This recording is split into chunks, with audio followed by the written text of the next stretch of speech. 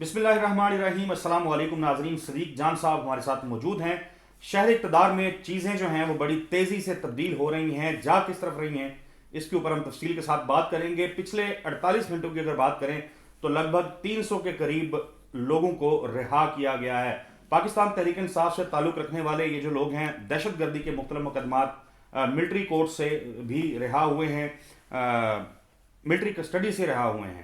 صدیق جان صاحب، لگ یہ رہا ہے کہ چیزیں تبدیل ہو رہی ہیں اور پی ٹی اے کی فیور میں چیزیں جو ہیں وہ ہونا شروع ہو گئی ہوئی ہیں، یہ حقیقت ہے یا بس نارمل روٹین کے ساتھ ہو رہی ہیں؟ یہ دیکھیں اسد چودھری صاحب، ابھی یہ کچھ کہنا قبل از وقت ہے، اس میں کوئی شک نہیں ہے کہ منظرنامہ تیزی سے بدلتا ہوا نظر آ رہا ہے۔ پی ٹی آئی کا آپ کانفیڈنس دیکھیں، پی ٹی آئی کے لوگوں کی گفتگو دیکھیں۔ ابھی آپ نے دیکھا کہ شیر افضل مروت صاحب نے جو ایک انکشاف کیا، وہ یہ کہتے ہیں کہ 22 نومبر کو معاملات طے ہو گئے تھے، اور معاملات جو طے ہوئے تھے اس کے مطابق عمران خان صاحب کو یعنی دوسری سائڈ نے، اسٹیبلشمنٹ نے کمٹمنٹ دے دی تھی کہ وہ عمران خان صاحب کو کے پی کے کی حدود میں شفٹ کر دیتے ہیں، نتھیا گلی جو گورنر ہاؤس ہے وہاں پہ وہ منتقل کر دیتے ہیں۔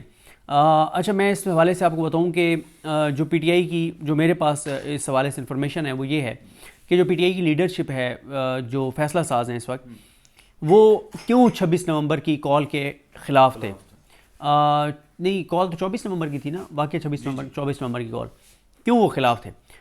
وہ یہ سمجھتے ہیں، وہ یہ کہتے ہیں، جو فیصلہ ساز ہیں پی ٹی اے کے 4-5، وہ یہ کہتے ہیں کہ ہمارے اسٹیبلشمنٹ کے ساتھ معاملات طے ہو گئے تھے، وہ بھی یہ کہتے ہیں، اور اسٹیبلشمنٹ نے کہا تھا کہ ہم عمران خان کو رہا کر دیتے ہیں، آپ فائنل کال واپس لے لیں، ہم عمران خان کو رہا کر دیتے ہیں، جس میں شیر افضل مروت صاحب کے مطابق 2 ہفتے 20 دسمبر، پہلا یہ تھا کہ عمران خان کو فوراً نتھیا گلی شفٹ کر دیتے ہیں، دوسرا یہ ہے کہ 20 دسمبر تک ان کو رہا کر دیں گے اگر آپ 26 نومبر کی فائنل کال واپس لے لیں۔ پی ٹی آئی کی باہر جو لیڈرشپ ہے وہ یہ سمجھتی تھی اس وقت، اور اس کے بعد بھی جب یہ 26 نومبر ہو گیا، تو یہ جو ایک ڈیلے آیا ہوا ہے نا، جس میں پی ٹی آئی کی حکمت عملی اس وقت اگریسو نہیں تھی 26 نومبر کے بعد، جو ایف آئی آروں کے لیے جو کچھ ہونا چاہیے تھا، انگلش میں پریس کانفرنس نہیں ہوئی، سی سی ٹی وی فوٹیجز کے لیے کچھ نہیں کیا، ہسپتالوں میں نہیں گئے، وہ ساری چیزیں کیوں ہوئیں؟ پی ٹی آئی کے جو فیصلہ ساز تھے وہ اس وقت اتنے خلاف ہو گئے تھے بشرا بی بی کے، کیونکہ وہ یہ کہتے ہیں کہ اسٹیبلشمنٹ سے ہمارے معاملات طے ہو گئے تھے، ہمیں عمران خان کی رہائی چاہیے تھی، اسٹیبلشمنٹ کے ساتھ معاملات یہی طے ہوئے تھے کہ عمران خان کو ہم رہا کر دیتے ہیں اگر آپ فائنل کال واپس لے لیں۔ دوسرا وہ یہ کہتے ہیں کہ ہمیں کیٹاگوریکل یہ کہا گیا تھا کہ آپ ہمیں فار گرانٹیڈ لے رہے ہیں، آپ ہمیں بہت لائٹ لے رہے ہیں، اگر آپ ڈی چوک پہ آئے تو ہمیں کچھ نہ کچھ ایسا کرنا پڑے گا، کانسیکوینسز ہوں گے۔ محسن نقوی بھی کہتے رہے، انہوں نے کہا ہمیں کچھ نہ کچھ ایسا کرنا پڑے گا کہ آپ کو پتہ چلے گا کہ ہم سیریس ہیں اس بات۔ بلکہ یہ تک کہا گیا تھا کہ اٹک ہماری ریڈ لائن ہے، اٹک سے پاری آنے نہیں دیں گے۔ بالکل، لیکن وہ یہ کہتے ہیں کہ دونوں چیزوں پہ وہ یہ کہتے ہیں کہ نمبر 1 عمران خان کی رہائی کے اوپر معاملات طے ہو گئے تھے، نمبر 2 ہمیں یہ کیٹیگوریکل کہہ دیا گیا تھا کہ اگر آپ ڈی چوک پہ آئیں گے تو چیزیں اس طرف جا سکتی ہیں جس طرح پہ گئی بھی، تو اس لیے پھر وہ یہ سمجھتے ہیں۔ اب دیکھیں کہ اس وقت جو آپ نے کہا کہ چیزیں جو ہوئی ہیں، اب ان کو آپ اس سے بھی جوڑ سکتے ہیں کہ جو چیزیں ایک بدلنے جا رہی ہیں، لیکن آپ اس کو ٹریپ بھی کہہ سکتے ہیں۔ اس لیے ابھی اس پہ پی ٹی آئی اگر ابھی سے جشن منانا شروع کر دے گی، سیلیبریٹ کرنا شروع کر دے گی، تو یہ ان کے لیے بڑا سیٹ بیک بھی ہو سکتا ہے، بڑا دھچکا بھی ہو سکتا ہے۔ مثلا یہ بھی تو ہو سکتا ہے کہ ابو الحسنات محمد ذوالقرنین صاحب جو ہیں، جنہوں نے تقریباً کوئی 278 پی ٹی آئی کے ورکرز کی ضمانتیں منظور کی ہیں، اور یہ پہلی مرتبہ ہوا ہے کہ اتنی بڑی تعداد میں ابو الحسنات محمد ذوالقرنین صاحب نے ضمانتیں منظور کی ہیں، اور ان کے حوالے سے ہم اپنی پچھلی ویڈیوز میں تذکرہ کر چکے ہوئے ہیں، اسی پہ میں آ رہا ہوں۔ بدلے جی میں اسی پہ آ رہا ہوں۔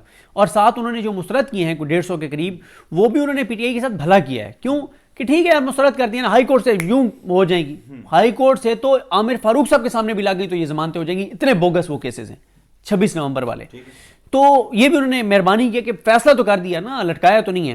اب اس کو دونوں صورتیں ہو سکتی ہیں، ایک ہو سکتا ہے کہ پس پردہ جو چیزیں چل رہی ہیں یہ اس کی وجہ سے پیش رفت ہوئی ہو، دوسرا یہ بھی ہو سکتا ہے کہ ابو الحسنات صاحب آج کل اس نظام سے بہت ناراض ہیں کہ ہمایوں دلاور کا نام آپ نے دے دیا ہے، شاہ رخ ارجمند کا نام آپ نے دے دیا ہے، اعظم خان کا نام آپ نے دے دیا ہے، تو میرا کیا قصور ہے؟ میں نے کیا نہیں کیا اس نظام کے لیے؟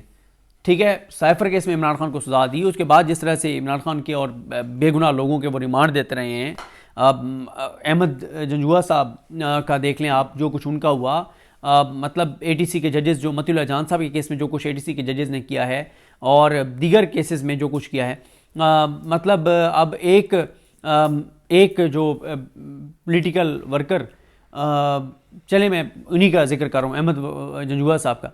اب احمد جنجوعہ صاحب کا یہ ہوا کہ جب ان کا ریمانڈ دیا ابو الاسناد صاحب نے، تو کمرے عدالت میں موجود ایک شخصیت کے مطابق انہوں نے پولیس کو کہا کہ یار تم کیا کرتے ہو، یار تم کیا کرتے ہو، ٹھیک ہے، مطلب کوئی تھوڑا سا تو کیس بنا کے لے آیا کرو یار اگر ریمانڈ لینا ہوتا ہے تو، تاکہ ہمیں مشکل نہ ہو. ٹھیک ہے، دے دیا لیکن یہ بھی ساتھ کہہ دیا.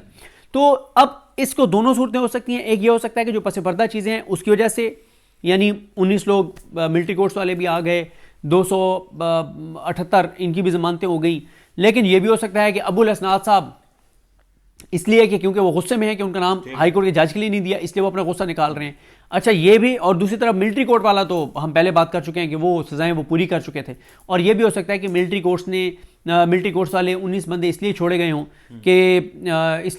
ہوں ملٹری کورٹ والے 19 بندے کہ جو انٹرنیشنل ایک پریشر جس طرح کا آ رہا تھا اور آیا، اس کی وجہ سے بھی ایک ہو سکتا ہے.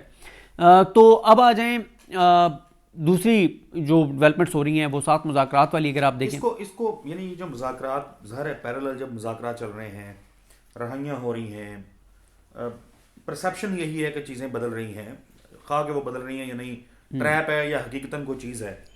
تو اس کو لوگ تو باقاعدہ کہہ رہے ہیں کہ خوشخبریاں جو ہیں وہ شروع ہو گئی ہیں. بلکہ حامد رضا صاحب تو بار بار کہہ رہے ہیں کہ مسکرانے کا ٹائم آ گیا ہے، کہے لگانے کا ٹائم. لیکن نا صاحبزادہ حامد رضا صاحب نے جو گفتگو کی نا کاشف عباسی صاحب کے پروگرام میں، اس کے بعد تو صف ماتم بچ گئی شریف خاندان کے گھروں میں کہ یار یہ کیا ہوا ہے.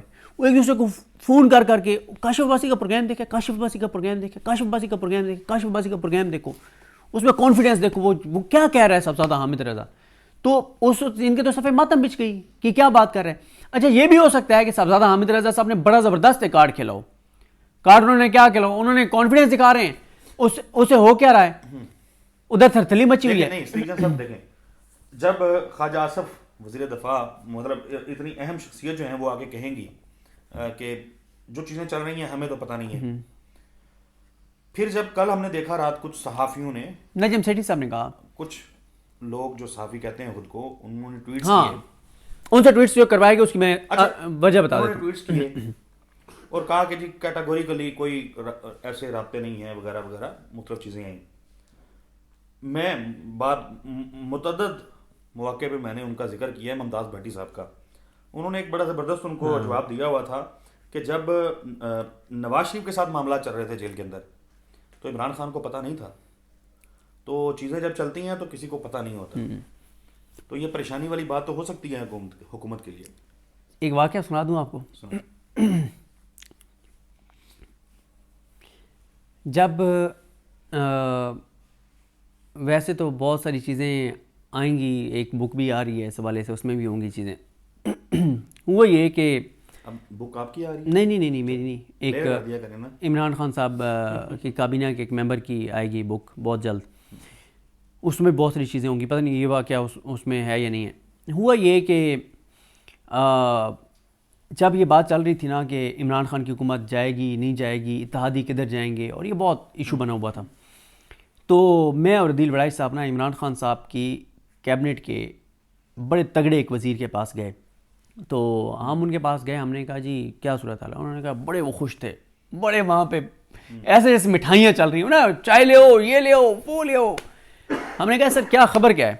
انہوں نے کہا نہیں، انہوں نے کہا فٹ ہو گیا کام. ہاں، ہم نے کہا کیا؟ انہوں نے کہا جی عمران خان صاحب نے باجوہ صاحب کو یہ کہہ دیا کہ دیکھیں میرا کوئی یہ نہیں ہے کہ میں نے فیض کو بنانا ہے، وہ جب وقت آئے گا تو فیصلہ کریں گے کس کو آرمی چیف بنانا ہے. یہ کوئی میرا بھی ڈیسیجن نہیں ہے کہ میں نے فیض کو بنانا ہے. تو عمران خان نے ان کو کہہ دیا ہے کہ میری کوئی وہ نہیں ہے انٹینشن ادارے کے اندر مداخلت اور ان چیزوں کی. تو باجوہ صاحب نے ہنگامی کور کمانڈر کانفرنس میں بڑی جذباتی ایک تقریر کی ہے کہ ہمیں کنٹینویشن چاہیے، ٹھیک ہے، اور ہم اس حکومت کو نہیں گرائیں گے. تو معاملات ٹھیک ہو گئے، سب اوکے ہے، کل تک سارے اتحادی اناؤنس کر دیں گے کہ ہم عمران خان کے ساتھ کھڑے ہیں، ٹھیک ہے. تو مجھے یاد ہے کہ میں اور عدیل وڑائچ صاحب نا وہاں سے نکلے تو ہم نے کہا یار وہ یہ ٹریل 5 یا پتہ نہیں جو بھی ہے مختلف ٹریلز کی وہ جو وہ بنے ہوئے جہاں پہ پکوڑے چائے پینے گئے، پکوڑے شکوڑے. اب کیونکہ مجھے اس ٹائم میری اس دوران جب آپ پکوڑے اور چائے کھا رہے تھے تو ان دنوں ایک پروگرام ہوا کرتا تھا جس میں میں بھی آپ کے ساتھ تھا. ہاں میں کہتے تو مجھے یاد ہے وہ وڈائش صاحب نے کال کی تھی اور ایک جملہ بولا تھا تو اس کو میں ریپیٹ نہیں کروں. وہ سیکریٹ ہے. تو اب نا ہم وہاں پہ گئے نا تو ایسے ظاہر ہے جو بھی ہو رپورٹر ہو اس کے پاس خبر ہو تو اس دن وہ کہتا ہے خبر تو میرے پاس ہے. یہ چھوٹی بات نہیں تھی کہ عمران خان صاحب کی کابینہ کو اور عمران خان صاحب کو, یعنی کابینہ کو نہیں, عمران خان صاحب کو کمیونیکیٹ یہ کیا گیا تھا کہ باجوہ صاحب نے تقریر کر دی ہے اور یہ وہ. اور عمران خان صاحب نے نا ایک بات کہی.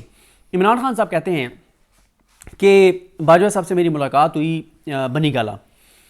میں نے بنی گالہ میں جنرل باجوہ سے یہ پوچھا, میں نے کہا جی یہ بتائیں کہ یہ جو عدم اعتماد جمع ہوئی ہے اس کے پیچھے آپ ہیں یا نہیں ہیں.